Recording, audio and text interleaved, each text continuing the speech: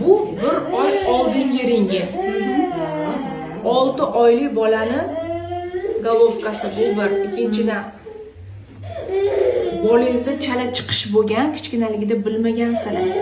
Bolada chiqish bo'lgan oyog'ida bilmagansizlar. Mana endi rentgen qilasizlar. 2 yoshga yaqin rentgen qilasizlar, lekin golovka endi 6 oylikniki. O'ng tomonda вообще kichkina golovka.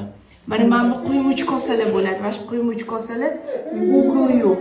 Rentgeni yomon. Birinchidan rost mana boshqatdan rentgen qilish kerak. Bu qog'oz rentgen bo'lmaydi. Sizlarga ortoped aytgan bo'lish kerak edi.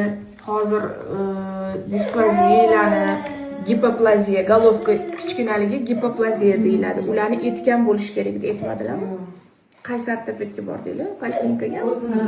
Ha, Chinozda poliklinikaga. Xo'p. Endi qaranglar. Hozir bir oyog'i